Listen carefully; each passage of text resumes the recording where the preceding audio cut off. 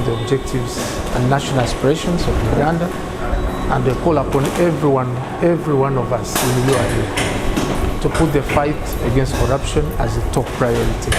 And I know with God, we shall definitely win. Thank you. The effort that have been done has been to talk to staff all the time in our meetings to remind them about our code of conduct, about integrity, because we are supposed to talk about it and we are supposed to walk the talk as leaders. That's the very reason why we go to church every Sunday. They remind us about something every year. That is human nature. So it's good that the publicity and the leaders, we as leaders in URA, to walk the talk so that others possibly can follow. Me, I have a view of, say, if somebody has caught being in corruption, they should sell off the items equivalent to the money taken to pay back the money.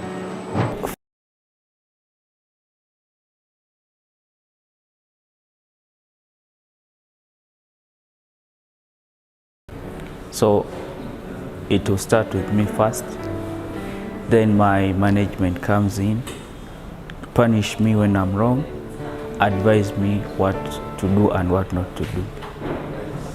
And there need be, tell people I did this and I'm accountable for, and let them know in case they do it, the same go for the same. Uganda Revenue Authority. Developing Uganda together. On 5th September 1991, the Uganda Revenue Authority is born through an Act of Parliament, Cap 196 of the Laws of Uganda.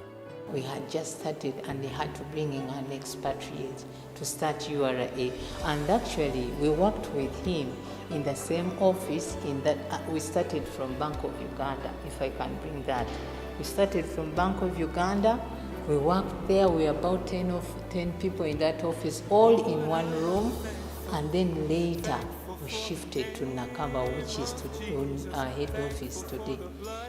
After just 2 years of operation, the very first variation of the tax identification number is introduced to provide a unique identifier for taxpayers when transacting with URA. In order to facilitate trade globally, Uganda ratified the Marrakesh Agreement in September 1994 to become a founding member of the World Trade Organization, which currently sits 164 member states. To replace sales tax between 12% to 30% and the commercial transaction levy, taxes on commercial transaction, VAT was introduced in Uganda at 17% for more people to contribute to tax indirectly. In the same year, on the global trade facilitation front, Askuda is introduced to Uganda. Entebbe Customs is the pilot site. Trade facilitation in Uganda is changed for good. Technological transformation that really stood out, that I think really made the biggest change, is the introduction of this. Good morning, our dear viewers. Welcome on this one-on-one customs webinar. It is 11 minutes past 10 a.m.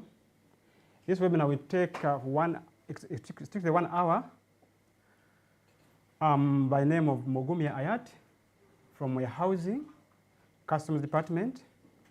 I have been joined by 2 gentlemen, very knowledgeable. Today we are tackling a topic of bonded warehouse operations and closure. This is so pertinent in customs as far as warehousing of cargo is concerned. I will give you 1 minute to introduce to our viewers. But before you come in, we are live on Zoom, on Facebook, on Twitter. So, our viewers, we appreciate for your time to be with us. My panelists, I'll give you each a minute, starting with my extreme end. Thank you very much, Mr. Ayat Mugumia. I go by the names of Barungi James, and I currently serve in warehousing, that is Sector A in Namamve. And I'm glad to be joining in this particular webinar as we discuss the topic customs bonded warehouse operations and closure. Thank you. Yeah, thank you, Bob. Good morning, viewers and listeners. My name is Edmond Rothemberon, attached to warehousing sector A. Yeah, thank you, Edmond, the acting manager warehousing. Today we are looking into bonded warehouse operations and closure. And our taxpayers out there, they would want to understand the operations of bonded warehouses, like the life cycle of a bond, how it comes into existence, the licensing, and then how the process of the closure. We shall look at, we have done our introduction, then we have a presentation. One can present on operations, then the other can present on the closure. Then from there we shall have our Q&A, where our viewers will raise their questions, and then we shall be able to answer them. So allow me at this juncture to invite Bob Barungi to take us through the bond operations. Thank you very much, Mr. Yat Mugumya, for that kind introduction to our topic for the day. And I believe by now you have probably the presentation on your screen, and you can be able to follow along as I present this particular subject that we are discussing today on customs bonded warehouse operations and the closure thereof. The presentation layout, we are going to cover 8 different areas when it comes to bonded warehouses and the closure thereof. And the starter subject will define what a customs bonded warehouse is for our viewers out there. We will go through the different types of bonded warehouses as licensed by the Commissioner Customs. We will also review the licensing process. It has just been recently, it's actually ongoing currently, so it's very pertinent that we discuss how that happens, what processes you go through, then the status update on how many bonds have been licensed so far, and then we'll delve into the operations of a bonded warehouse, and then I'll invite my colleague to cover what periods do we keep most of these goods, because I believe there are questions around that from our viewers and listeners. We'll also look at the initiatives that URA is undertaking to enhance the operations of our bonded warehouses, and then sequentially or logically, if the bonded warehouse wants to close, what actions do they need to take to be able to officially close. So that's really the outlay of our presentation today. And by definition, I'll start off, what is a bonded warehouse? Well, a bonded warehouse is a place that is licensed by the commissioner, in this case the Commissioner Customs, for the deposit of dutiable goods which have been imported. By dutiable, we mean these are goods that have not yet paid tax. So in essence, government has interest in these, and that's why they have to be in a place like licensed by the commissioner as the importer, or whoever has brought these goods in prepares to clear them through for either home consumption or any other regimes that are available through the warehousing facility. So we have a good number of bonded warehouses. I know many of you, when probably you're driving through Kampala, you will see by the roadside, if you're using from Nakawa here, you will probably see a number of bonded warehouses with cars in them.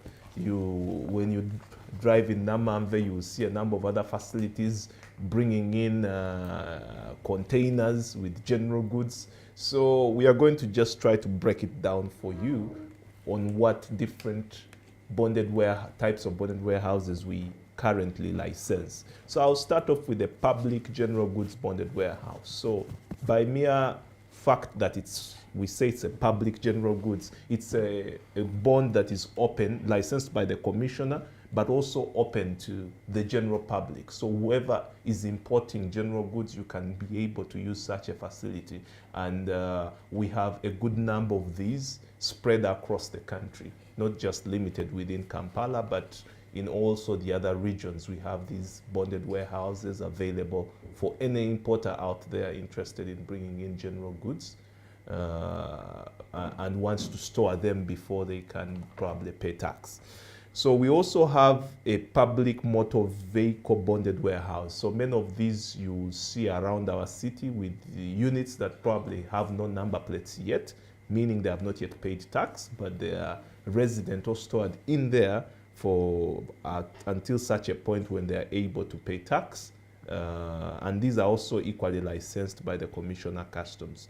So we also have private bonded warehouses, and by its title private, this means these are bonded warehouses that belong to the owner of the warehouse itself. So you have such facilities available as well and licensed by the Commissioner. If you're, for example, a business that deals in cars, you could have a private bonded warehouse that is particular to you for your own business. If you're a business that deals probably in other, for example, importing raw materials and all these, and I know we'll cover them down, you could also have a facility like that that's private in nature, not open to the public, but licensed by the Commissioner, and government has interests in it in terms of tax. We have a manufacture under bond warehouse, and these are normally referred to as MOBs. Now, in order to drive the strategic direction that we are running with as a country, which is industrialization, some of these facilities were as well extended to manufacturers, that they can be able to bring their raw materials and have them bonded and keep them for a particular point for purposes of manufacturing, and they go through the manufacturing process until when we have finished products, and then they can be able to export. So what this facility does is that it helps them to have raw materials at whichever point in time, and these raw materials are bonded, so their costs are equally also reduced in terms of having to pay before you even consume some of these. So these are facilities really extended to advance those interests in manufacturing. We have also bonded warehouses in the form of duty-free shops. So for the frequent travelers, if you go probably to the airport, you will find a number of duty-free shops. Those are equally licensed by the Commissioner Customs to support that particular function, that at the airport you can be able to acquire some of these goods duty-free as you get out. Then there are factory bonded warehouses, which I kind of alluded to under the manufacturing bonded warehouses. Still, they perform the similar function for storage of the goods for the manufacturing facility. A specific bonded warehouse, now these are licensed for a specific function. For example, you could have silos which are used for storage of grain. So there you would have to apply for a specific bonded warehouse facility for you to be able to utilize that particular facility. A free zone bonded warehouse facility. Now, this is also a facility driving towards enhancing our ability to manufacture. So these bonded warehouses are also currently present within the confines of over 30. So they are located in majorly the free zones, and our brothers from the Uganda Free Zones Authority, we participate jointly to license these to support the manufacturing of goods. And ideally, the main difference between this and MOBs is that the goods that are manufactured under free zones, 80% are meant for export and 20% can be consumed domestically, which is different from the MOBs. So this facility is also available and is currently being utilized in the different in the different regions within Uganda, wherever you have a free zone facility. So those are the types. There are quite a number, a mouthful, but we'll run then to the next. Licensing of a bonded warehouse. So now that we know what the bonded warehouses are, what's the process you go through, for example, if you're an interested stakeholder in starting one of these? So this process has been put online, and we've reduced the paperwork that is involved, as you're going to obviously attest to as I describe this process. So largely the client lodges an application in a scooter while under the electronic single window binder. So the electronic single window facility in itself, we are trying to make sure that whatever is trade related, whatever process is trade related to encourage import, export, storage of goods is lodged through a single system, a single point of contact. So this particular application for bonded warehouse is also placed therein, as it's a licensing that supports the trade processes, import, export, So that is also resident there. You undertake a self-assessment. We have a good number of parameters. For example, if you run a general goods bond, there are certain facilities you need to have in place, and those parameters you self-assess yourself. You check them and see whether I have this, I don't have this. I have a perimeter wall that's maybe a meter high. I have stores in this kind of with this kind of parameters. I have the necessary security to be able to cover, to protect the goods that I will have coming. So all those parameters are there for you when you make the application. So then you also share basic documents such as the tax clearance certificates, the operational license, articles of association. All these are documents that are required as you make the application. So after that self-assessment and the document and submitting of those documents, then our inspection team at URA comes to inspect and to affirm whether indeed the self-inspection done is accurate. So when they do that, they are trying to just test what you have self-assessed against what is there physically. Then after that inspection, within the system, we go ahead to vet those findings and then query where necessary, where there's deficiency from what we expect. So where there is compliance with the parameters, the application starts going through the system up to the commissioner level for approval.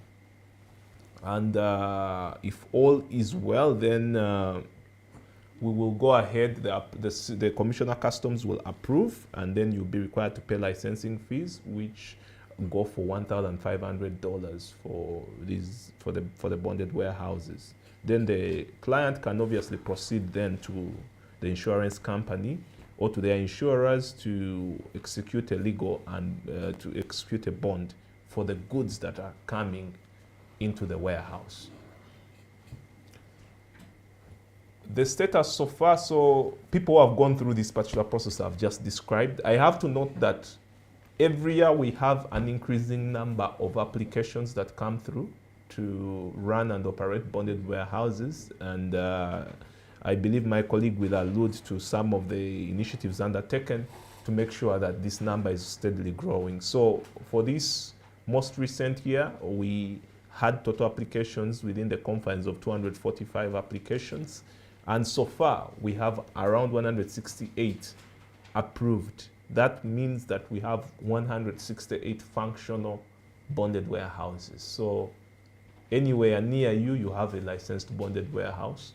You won't have an excuse for not importing and utilizing some of the facilities that are within these bonded warehouses. So those that have been provisionally approved, by that we mean that there are certain requirements they still have to put in place, so we have provisionally approved them as they put in those particular, they adhere to some of those additional requirements. Pending approval, there are 70 of them. So by percentage, you can easily see that almost 80% of who applied have already been approved, and that speaks to the efficiency within the process of approving and licensing bonded warehouses.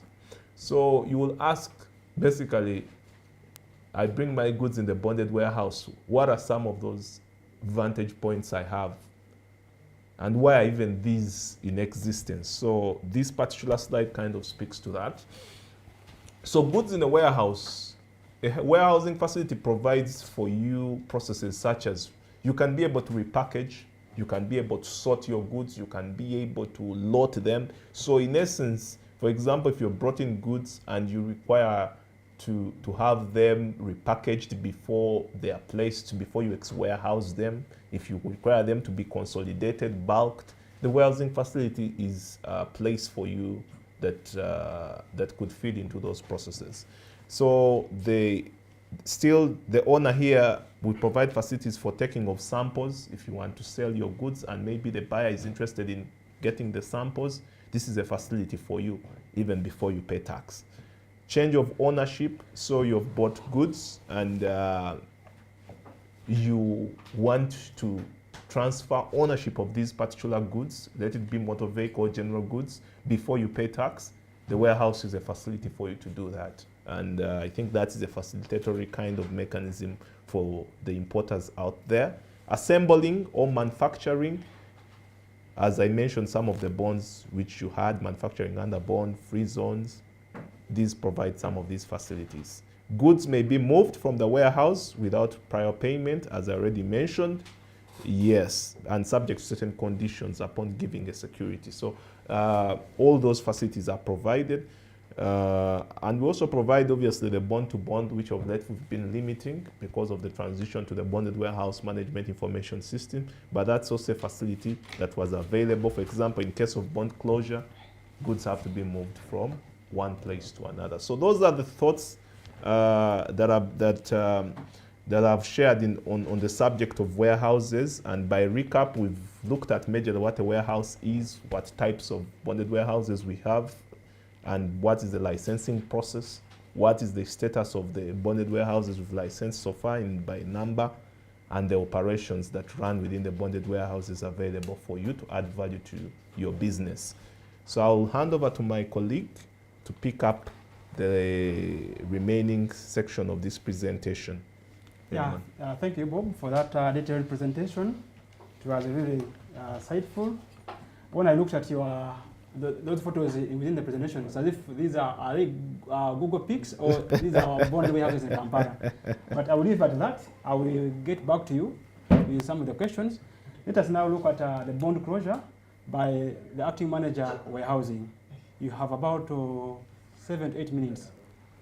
Thank you. Thank you, moderator, and thank you, Bob, for having given insights on licensing of a bonded warehouse and operations within the bonded warehouse.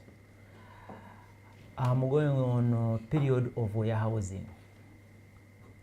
If you bring your cargo and put it in a bonded warehouse, what period do you have to store it there? The law allows you to store it for 6 months.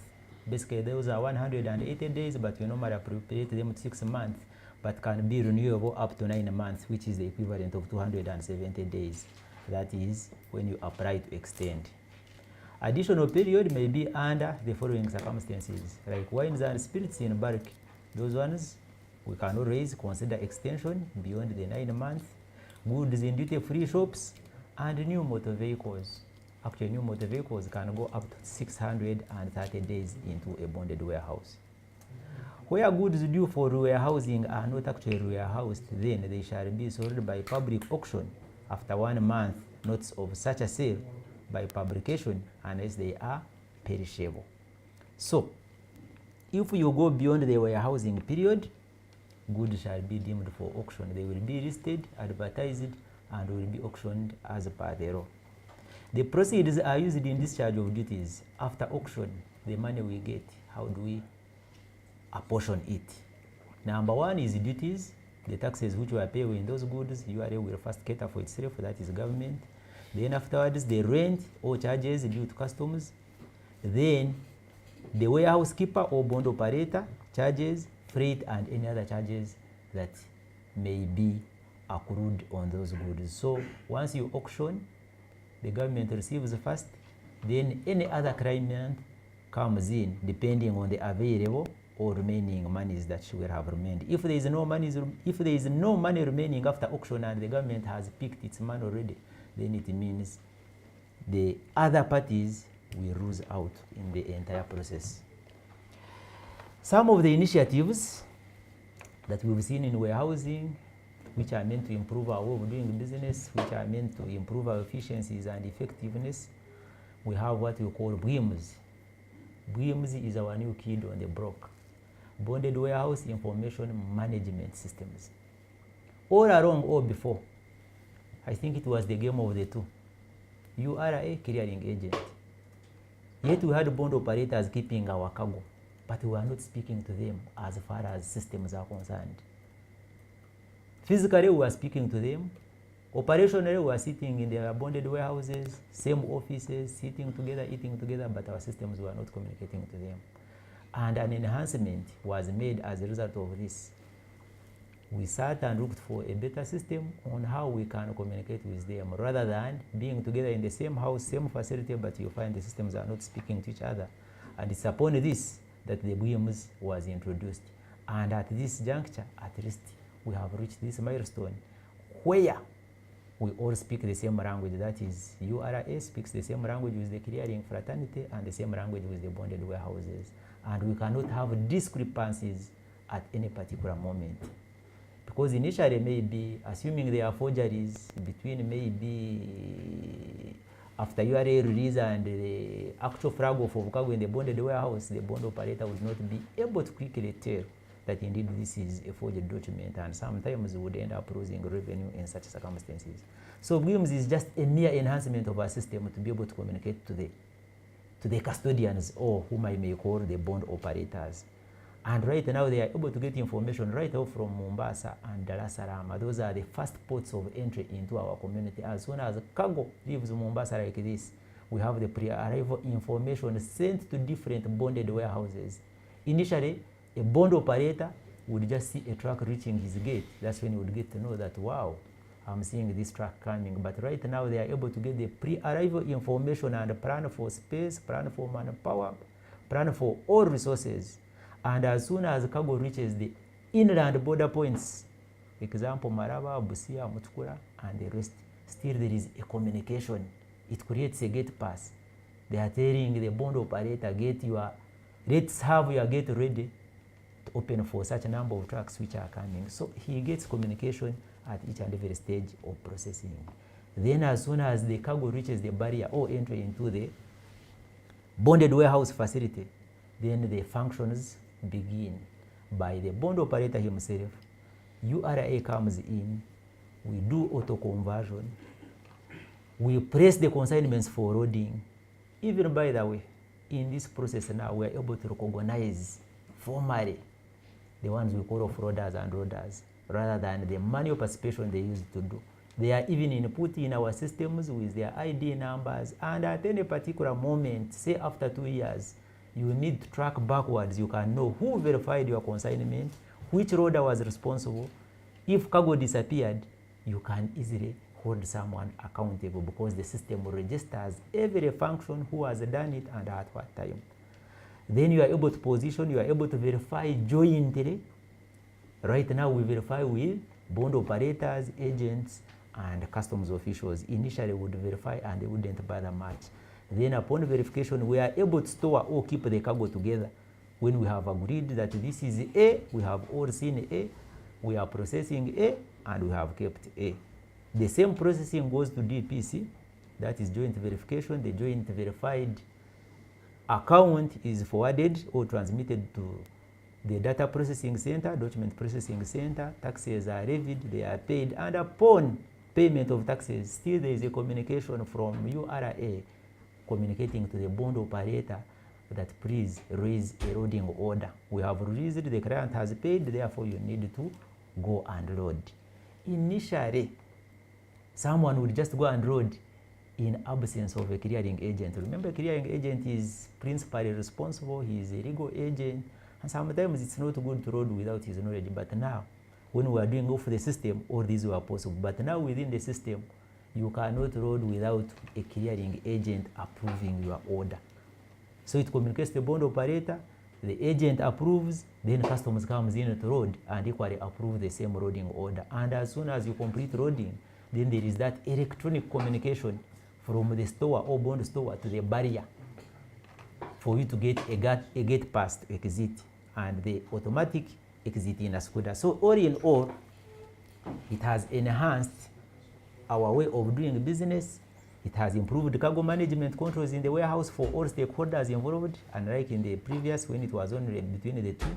It has enhanced information sharing between URA and the bond operators. You've seen the pre-arrivals, you've seen different functions being communicated to the bond operator after release, after the container has reached, positioning, verification, and release. It has improved warehousing cargo clearance process. It has increased operational efficiency and full supply chain visibility. Of course, when we have all the above, we expect the revenue yields to equally increase. Other initiatives, we have what we call consolidated cargo clearance modules. We've been having it, but we are trying to improve it further and further so that we can fully benefit on the objectives. Consolidated cargo refers to cargo that belongs to different individuals who agree to ship in cargo ship their cargo in the name of a consolidator company, and upon arrival at the destination country, each party clears their own goods using house bills through the authorities. The consolidator will degroup according to packages and weights for each trader in the container. I want to differentiate it, consolidation and groupage. I want to differentiate so that you're able to understand. There is Edmund, maybe James, John, going and they import or buy cargo maybe from China, and I decide one of them to be the container leader, and I put cargo in my names. But when behind me I have like 2 other traders or 3, I come here, I continue to be the principal owner. I pay taxes in my names. We go in the back end and agree on the taxes payable. Then afterwards, I give you a cargo. That one is purely informal. URA does not know those other owners in the back end. In URA, they will be seeing that one person who has cleared, yet there are others in the back end. But consolidated cargo, this is a process whereby you consolidate right away from the point of export. Upon reaching here, you deconsolidate because you have house bills which show ownership by each individual.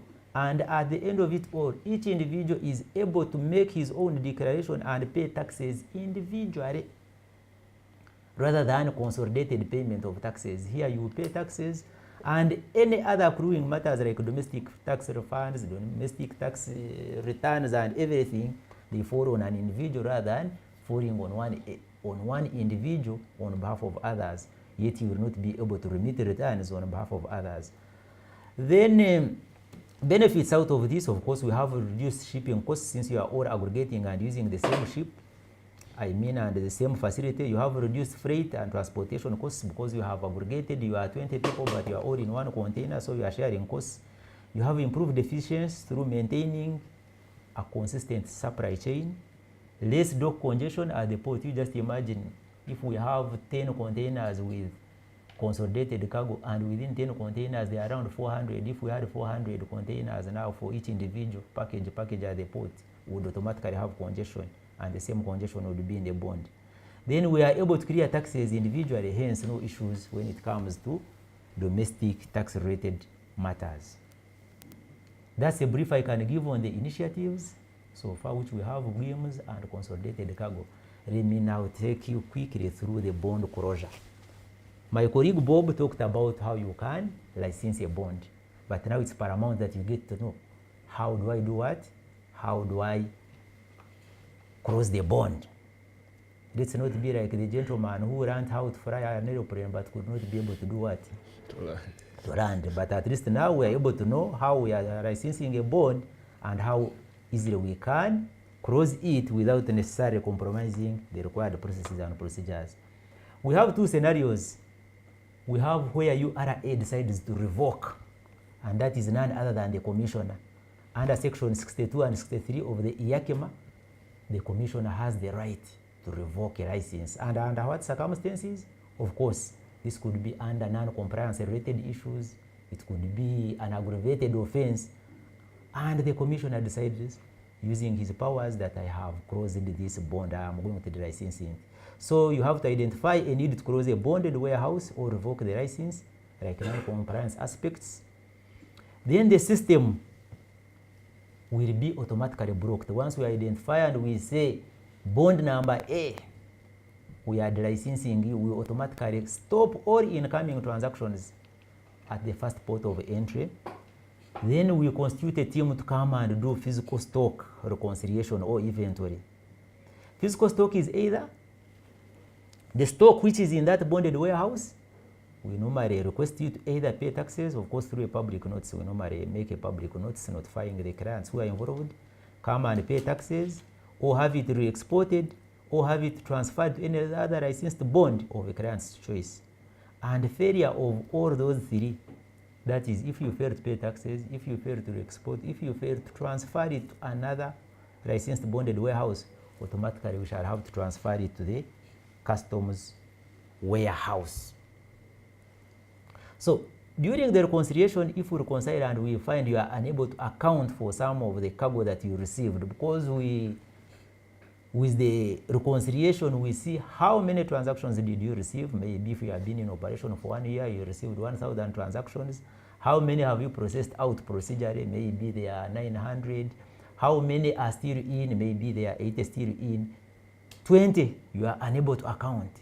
Could cargo have been lost? Could you be responsible? Could cargo have been stolen? Could it have moved out without payment of taxes? And where we find that you are unable to account, we shall automatically issue with a demand payment notice to pay taxes equivalent to the cargo which you are unable to account. And assuming you fail to pay, now we again proceed and we institute what we call a penalty to bond. On completion of all the above, a report of closure is usually submitted to the commissioner and we will automatically get a clearance. Because remember, you wrote, or we decided to close you and we must give you a formal closure or exit clearance so that we say all the duties which were liable you have paid, or we have reconciled and there is no duty payable. Category number B, where the bond operator gives a notification to close a bond or intention not to renew. And by the way, we have 3 bonds which have expressed the intention not to renew their licenses in this calendar year 2023. One of them is East Africa Container Terminal, that is W0400. We have Union Logistics W0457, that one has changed the name in one way or another, meaning Union is no more. It has changed to FFU, so they are changing from 457 to 495. And we have Export Trading, which is W0328. That one has equally closed the business due to private reasons known to themselves. And here still you will write to us, tell us the intention to close, tell us the intention not to renew, and we shall in the same manner constitute a team to go and do physical stock taking. So we shall equally block the transactions from coming in.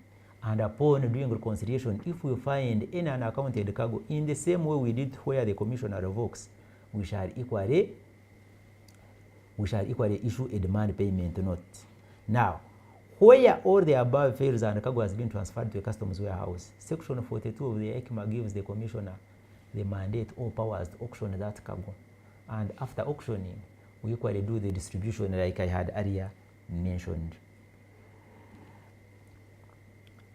So, equally in the same way, because you would have written to a commissioner that you intend to close, after doing all the reconciliations and we find you are complying or you have complied, assuming you are not complying, equally we give you a formal closure and exit clearance. Moderator, those are the insights concerning my presentation, closure, initiatives. Yeah, thank you, Acting Manager Warehousing, for a very detailed discussion to our viewers. Maybe for case of clarity, you mentioned about consolidators. Where does this process start from? Is it in the does URA have a list of consolidators? Are they registered? Are they streamlined? Because when you go to interview right now, you may find people are consolidating the cargo. So where does this process start from? Okay, thank you, Ayat, for this question, probably, and to give more insights and elaborations on what it is all about. Consolidators, as the word speaks in itself, it means coming together. So consolidation starts right away from the exporting country. For you to be a consolidator, you must be having a warehouse in the country of export. If the country of export is China, it means you have a warehouse, you aggregate all the cargo for different owners, maybe 20, put it in the warehouse, consolidate it, put it in a container, and have it shipped. While in the destination country, in this case where we have Uganda as a destination country, you are doing deconsolidation. What you consolidated, now you are breaking the bulk so that you enable owners. The other side, you are aggregating so that you're able to transport. But here you are disaggregating so that you enable owners pay individually and take their own cargo. So it begins from the country of export, and in the country of import, which is Uganda or destination country, we are just deconsolidating. Yeah, thank you, Edmond. To you, Baronji Bob. The manager hinted about the new kid on the block, BIMS. How is it performing? People are playing on a network. Generally, how is the kid still crawling? Is the kid walking? At what level are we in terms of implementation?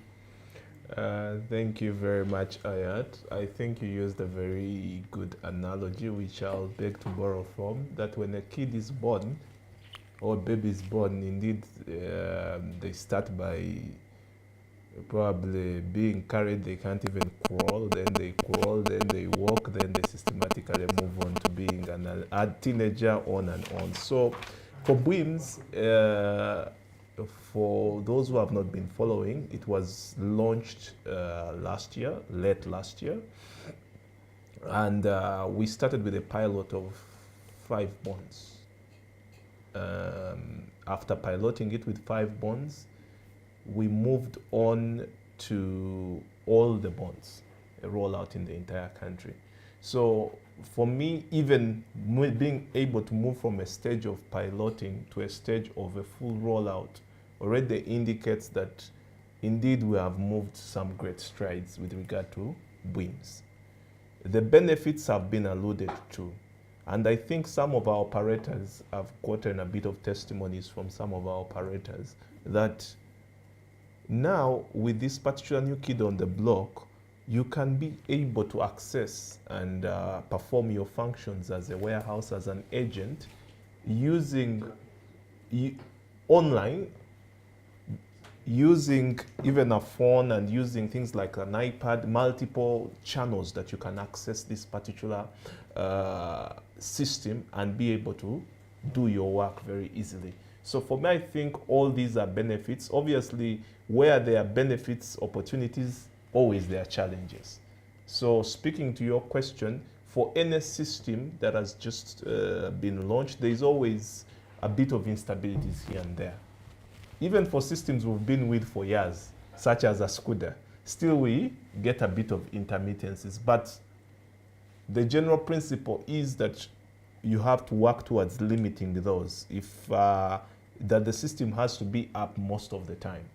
We talk of things like within the confines of 98%, the 2% is normally a margin of error that is sometimes there. So I would say that largely we have moved, we have gotten buy-in, people have gotten on board, we have gotten change management has been going on with the clearing agents, with the staff that have all been trained, with the bonded warehouse operators. So I would say that the journey is looking better by the day, to answer your question.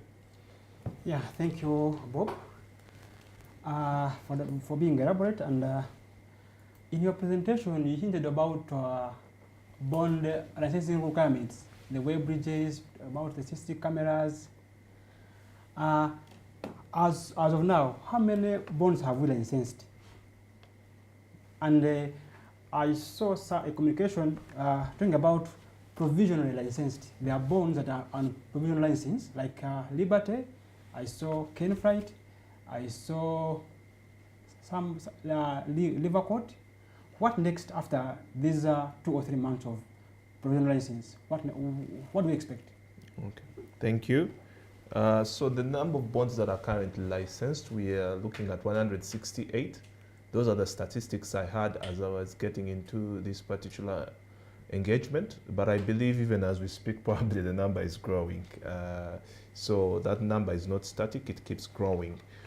Now, when it comes to the question that you asked, with due regard to those that are pending approval, with the introduction of BWIMS, the requirements for one to operate as a bond were also enhanced.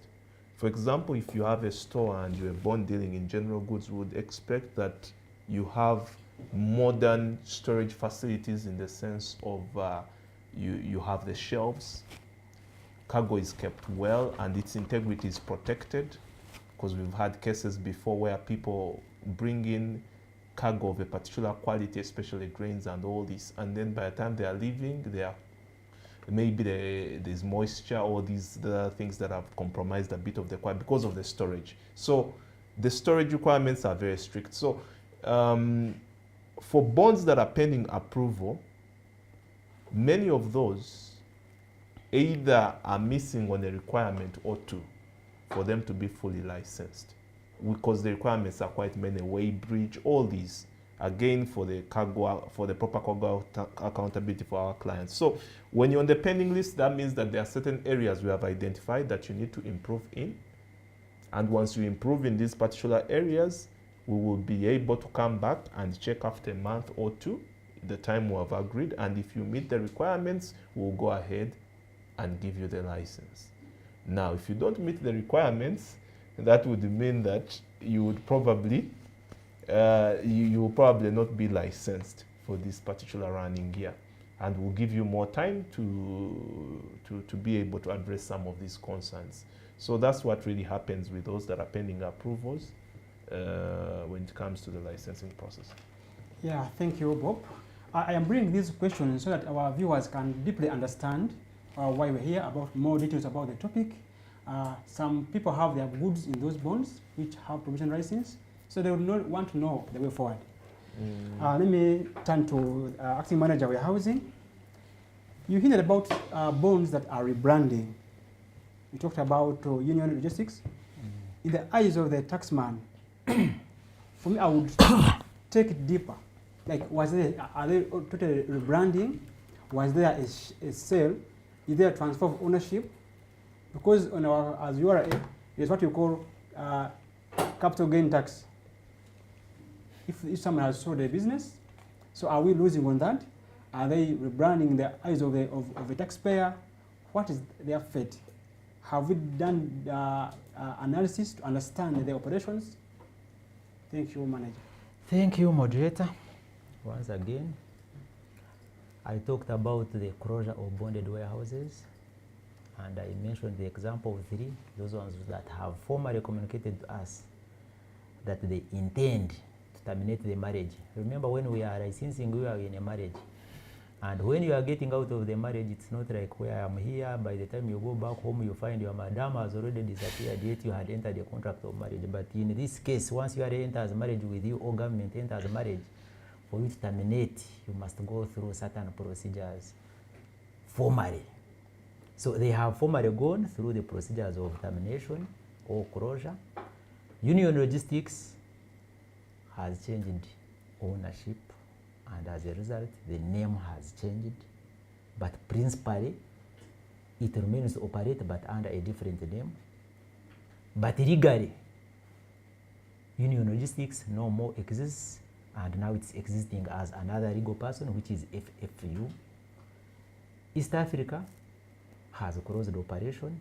It has not changed the name. Maybe if a new vendor comes in, he will also be looked at as a new applicant and be considered for licensing. Export trading has equally closed, and they have changed the model of business, probably private warehouses. And in terms of capital gains tax, whatever we do, we don't work in silos. We work with our colleagues in domestic taxes. We inform them every stage of processing or every stage that we are taking, and they will be able to assess and see where it is payable and not payable. But we haven't concluded. At the moment, no one has got that formal exit. We are still in the reconciliation and the demand payment process. So for now, we have not yet duly cleared for them to formally exit. And we are in touch with the domestic taxes. And by the time we go to issue them a formal exit, we shall have communicated on positions across the board, that is across customs and across domestic taxes. What I had wanted equally to share with you previously that I forgot is what is currently happening with the consolidation process. Okay. We are trying to formalize the way of doing business as far as consolidation is concerned. First of all, we are adding additional parameters for bonded warehouses that would wish to receive and clear consolidated cargo. Because remember, the consolidated cargo, as earlier mentioned, as opposed to normal cargo whereby you'll find one owner and one container, here you'll find many owners inside one container. So for you to be able to facilitate the process of clearance of consolidated cargo, it means you must have special facilities for you to accommodate. If you have 4 containers automatically and each is having 20, automatically it means those are 80. 80 individual importers who must come into your bond. Those are the clearing agents who are coming in to clear. So what does it mean? It means you must have ample space in terms of the verification bay, in terms of the client waiting areas, in terms of the sanitary facilities. So we are adding additional requirements if someone is interested, or if a bond operator is interested in handling consolidated cargo, so that this consolidated cargo can be limited to a few bonds where we can closely monitor and put standard operating procedures and be able to abide by them. We are again currently signing an MOU with consolidated cargo so that we can be able to relinquish some of the activities done by URA, like the self-management process, which under bonded warehouses. They are bonded warehouses. We have AEOs whom we have said, no, we trust you. We have already vetted you.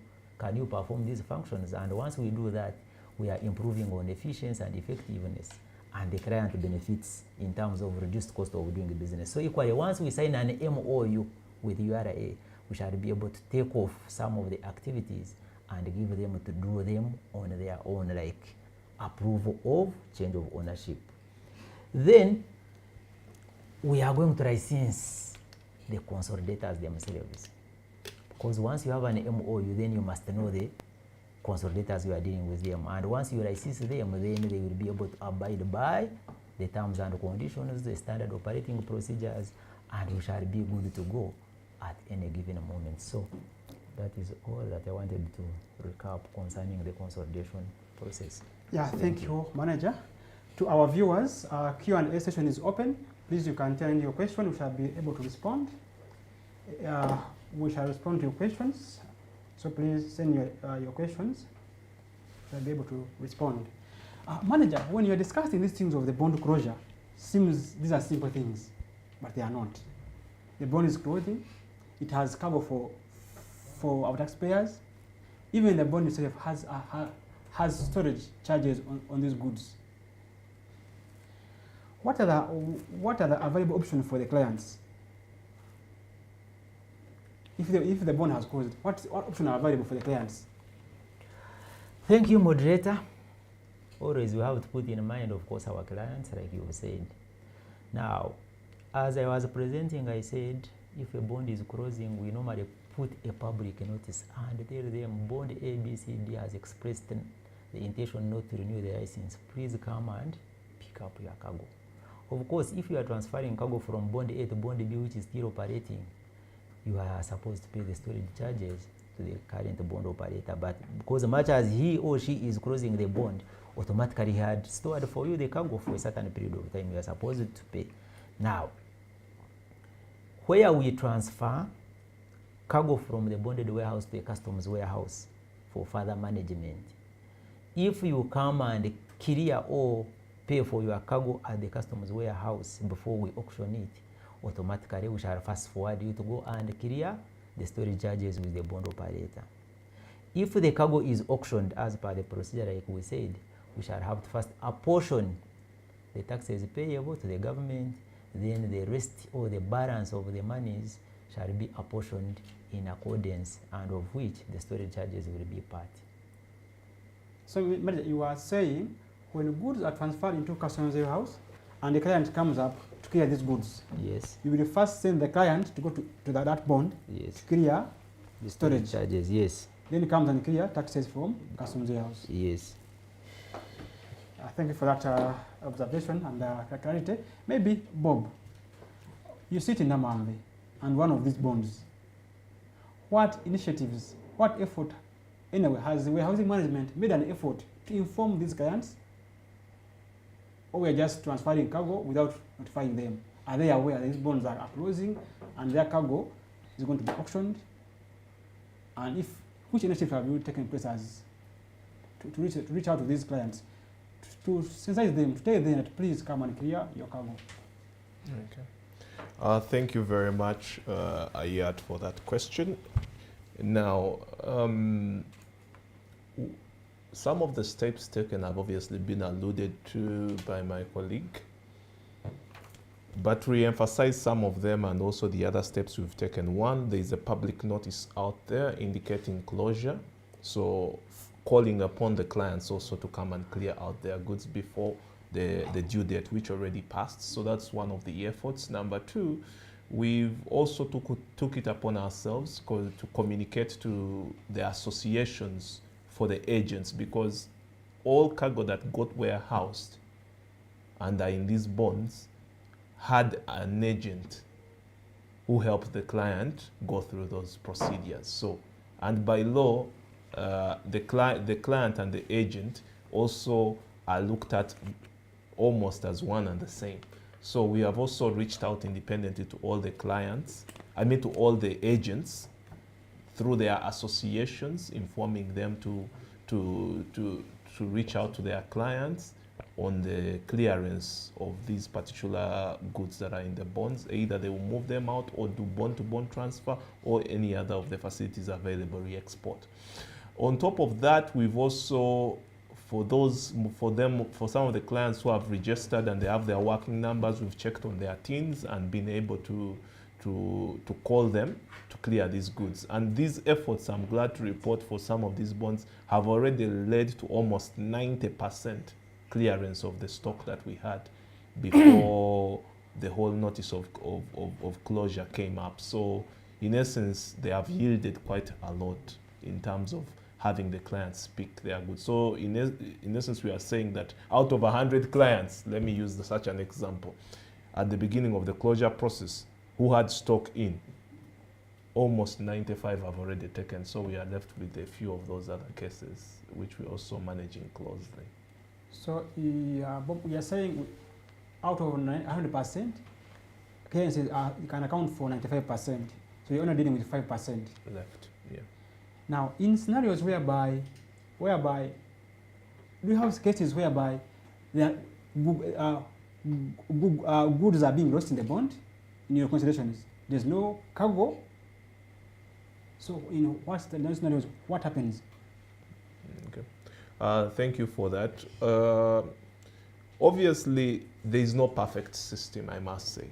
There are always points of weakness here and there, and most of those are normally attributed either to a laxity in some of the conditions that are meant to be followed, or processes that are meant to be followed in clearance. So there have been such cases, but when we are licensing a bond, you're supposed to execute a bond, and ideally partner with URA to fully account for the cargo that is within the bond. So where we have points of failure in that regard, we are, as URA, from the tax perspective, we engage the bonded warehouse with some of those cases that are outstanding and are able to recover tax, since all the goods that are in there are actually insured. So we engage the client and we are able to recover that tax either from them or from the insurance companies. Then number two, for the client that has lost the goods and has entered into an arrangement with a bonded warehouse to store and account for their goods fully, they also, by law, are entitled to demand for their goods through the facility that has been licensed, and that's the bonded warehouse. So some of those processes have been undergoing for some of those minor cases where goods are lost in the bond. Yeah, if I get you clearly, you're saying that at one point the bond is liable to. Yes. Liable. Yes, fully liable. So it should be clear to our viewers that at one point these bonds are liable. And now back to the manager warehousing. How is URA promoting this business of bond warehouses? And to that effect, when you say bond closing, is it a good gesture to you as a manager warehousing, as a taxman? Is it a good gesture? Thank you, Ayat. I might say it's not a good gesture, or it might be a good gesture in one instance or the other, depending on the circumstances. Of course, as a revenue collector, if a bond closes automatically, it means we have lost out in business in one way or another. It had employees are going to be laid off, and they were paying taxes, pay as you earn, paying in other capacities. As the government rules out, it was using utilities, water, power. So sometimes it's not a good gesture, but circumstances beyond control might force so. If, for example,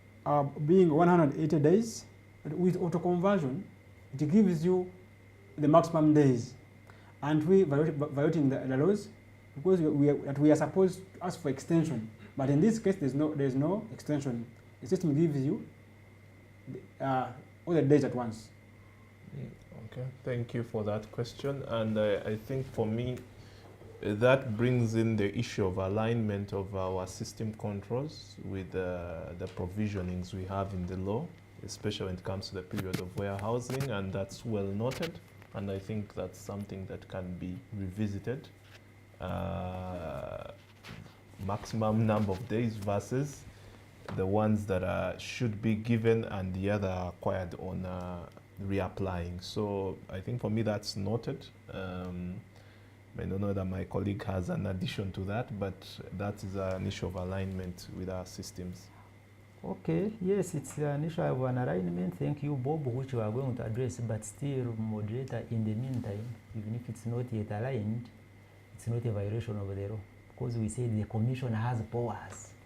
Upon the elapse of the 6 months or the 180 days, he can extend it for 3 months. So it means if the commissioner decides that now let me give you the 9 months at the start, he's still working within his powers.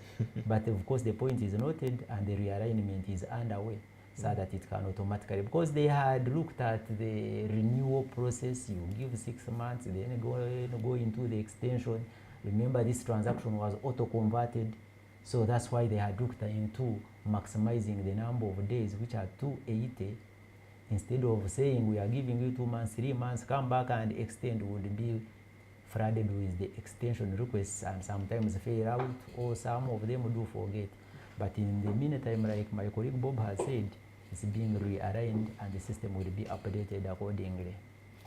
Yeah, thank you, Manager. We are almost getting to the close of this webinar. I have one question for you. Someone is asking about the process under customs warehouse when these goods are from bonds and on warrant of entry. Maybe in 1 minute, what takes place within when goods are to be, is it change of auction status when they are still on warrant of entry? Maybe in 1 minute. He's asking, when goods are transferred to customs warehouse for auction and someone wants to redeem these goods, what is the process? Okay, thank you, Ayat. Here, this is an administrative process. Once your goods have moved, we call it auto transmission. Upon the elapse of the 9 months, your goods will automatically transmit to the customs warehouse for subsequent auctioning. We have what we call a warrant of entry. You can redeem from a warrant of entry and you can redeem from an auction list. Auction list, it means the list has already been gazetted, shared to the public, and they have even already mentioned the auction date. So once you want to redeem, you write to the Assistant Commissioner of Field Services, show the intention to redeem. They will respond to you and give you conditions, of which one of the conditions will be pay the redemption fees or change of auction status fees. Upon payment, they will give you, within the same response, they will give you the time frame, either say, ensure you pay within 2 days, ensure pay within 4 days, instantly. Then you will be able to redeem and have your cargo paid for. So it's administrative. You just write the Assistant Commissioner or line manager and you'll be guided on all that is required to have your cargo redeemed and taken. Yeah, thank you, Manager. One last one, Manzi is asking to you, Bob, the US dollar 1,500 licensing fee, is it a one-off payment? The licensing fees? Thank you. Yes, it is for that licensing cycle and for that period, which is 12 months. So the 1,000 is a one-off. Yeah, thank you, my panelists. We are coming to the end of this webinar. I will give 1 or 2 minutes to give your closing remarks to our viewers. And then we had promised them that we shall take only 1 hour. And it's almost 1 hour, 2 minutes to 1 hour. So we are still within time. So, to you, Bob. Okay, thank you very much. I'm glad we've had this conversation today, and to our esteemed clients and partners in the trade facilitation space, we would like to extend our appreciation for all the work you do for the bonded warehouses to account for the cargo, which actually majority of the cargo comes through the warehouses. So we'd like to appreciate you for that noble role you're performing towards nation building. Obviously, you do this in partnership with the importers, in partnership with the clearing agents, in partnership with URA. So the whole ecosystem, really, we extend our appreciation. And on the side of URA, our promise is to continue facilitating in whichever way we can. And I think that can even be envisaged by the statistics, because yes, there was a conversation on closure of bonds, for example, 3, but if you look at the ones that are still existing, that's almost 1%. So indeed, our commitment is not just in words, but can be envisaged through the statistics. So we thank you again, and we will promise to continue facilitating you. Yeah, thank you both for those parting shots.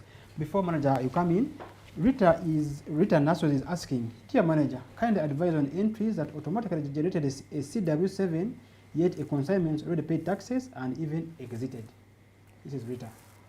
Okay, thank you, Rita Nasos. That's a wonderful question, and which deserves a response. Yes, you are very right. I cannot say you are not right. We had a small hitch at some point, because the entry can easily remain for 2 reasons. One of them, you might make an IM4, pay taxes, all the taxes which are due, you pay them properly, but you find during your declaration, you missed out on a certain box. For example, the customs procedure code, instead of putting the one that writes off the preceding declaration, you don't put the right one. So you have paid taxes, but the system declaration IM7 will remain with balances and weights. You also have an incidence whereby you have, let's say, 24 tons, maybe with supplementary units, let's say 80, but when you are making a declaration 24 tons, instead you put 14 tons. That's an error of omission. It means, in essence, you have taken off 14 tons and you have left only 10 tons within the system. So you will have paid duty for all your cargo, but the master IM7 will have remained with balances on weights and packages. The system will still see you as if we still have a cargo. So at the end of the 9 months, we'll automatically have an auto-generated CW7. Or maybe it could be a system failure, like Bob said. Sometimes you have a certain magnitude of error which you allow. It can be a hitch and the system fails to reconcile or write off. But however, even if it happens, Madam Nasos, we don't say come and pay taxes 2 times, no. We have a facility whereby we call a dummy entry. So long as you are able to account that much as the IM7 is hanging, much as you have a CW7 liable for auction, physical goods are not there, we cleared them procedurally, and the IM4 is this, the taxes paid were this. Therefore, we are able to write off that pending CW7 without making you pay double taxes. So we can still reconcile without putting you in an additional cost in terms of taxes. So thank you, manager. And maybe to make a supplement, and also what you can do, you can go on our help tool, put a request, ask for dummy entry, which will allow you to use CPC 483. You clear out that outstanding. Manager, I give you the opportunity to give your parting shot, but as you are the manager of warehousing, we have a new system coming on board that will be used by these clients to reach us, and in the same manner, our officers will be using this system. As far as I'm concerned, customs warehouse has been configured already, so maybe tomorrow we shall be able to view the system. Warehousing almost the same. Please, as you give your parting shot, just 1 or 2 comments on them. Then, lastly, we have a team of BIMS experts that will be training our taxpayers, our clients, in Mutukura tomorrow. Then the other day, Masaka and in Mbarara. So please, if you are in those places, welcome our officers. They will be hands-on. I think you can come in. Thank you, moderator, and I want to thank you, listeners and viewers, for having spared some time to listen to us. and we want to encourage you to continue partnering with us. I'm here to inform you that URA is client-oriented. When we are doing self-introductions, my colleague Bob told you that he sits in Namave. I equally sit in Namave. This is a kind of client orientation and meaning. We are focused more on the client. So we said instead of sitting at the headquarters, can we take services closer to our clients? Why should you have a client run off from Namave coming to Nakawa because of a matter? That's why we have tried to extend services closer. Once you are in the region, once you are in an area, say Namave, and you have a manager, full manager sitting there, supervisors, in charges. And to this, we urge you to utilize the services. Where you have issues, exhaust the structures available since they are closer to you, since they are nearer to you. Escalate to the in charges, escalate to the supervisors, escalate to the line managers. Do not be there and bleed when we are being paid to serve you. Utilize us, whoever we shall be, we shall get to you. We have again being client-oriented, like Ayat has just talked about. We are trying to have some systems in place. If you are unable to contact us physically, can you contact us electronically? We've been having the help tool, which is open to all of you. You might be whoever you are, you might be out of the country, you might be up country, but you are able to raise a service, you are able to request a service, and we equally serve you electronically. Like the advert was saying, get out of the line, be online. So sometimes it saves you the cost of physically moving, it saves you accidents, it saves you inconveniences. You can allocate time to other facilities and achieve more. So once you go online, help tool, we shall be able to listen to you. Assuming your matter still, you are already in the bonded warehouse doing verification and you have an issue, still physically we are present. And we are trying to enhance further, and we have created now the one which we call customer relationship management system. This is an enhancement, this is an upgrade of Help Tool. Help Tool has been customs related, customs as a department, but this new tool, which is also going to speak to clients, is for the entire URA, because we depend on each other in one way. So if you have a matter of domestic taxes, you will be able to raise it on the same platform, other than the Help Tool where you are raising only customs related issues. You are failing to file a return, you have issues with the estimates. If you have issues with tax investigations as a department, if you have issues with our legal unit, if you have issues with customs audit, any department, any unit, any division shall be accommodated for on this new system of ours, which we are going to roll out phase by phase. And we request that once we train, please support us, come for trainings, read all the information shared with you on different platforms, support it. Whenever we start a new system, it starts with challenges, but at the end of it all, we are the beneficiaries, we enjoy, and we get all the objectives and benefits of the system. So all in all, Mr. Ayat, I still call upon our viewers and listeners, share the information, share the insights you have got through this presentation with colleagues who might not have attended. Go and preach the gospel, and please utilize the available structures. We are available to serve you, to listen to you, so that both we and you can grow and develop our country together. I thank you. Yeah, thank you, my panelists. Thank you so much for informative discussion. It was indeed detailed, and it gave an overview of warehousing. We always have one-on-one customs webinars, so we promise our taxpayers the reason why we are here as URA, and we are on these jobs to serve them. So anytime in day, we are for them, so they can log in their compliments, their challenges, we are able to resolve. And to our viewers, we thank you so much for the viewership, for sparing your time, sparing your data to listen to us. And viewers, I thank you so much, and I wish you a blessed day.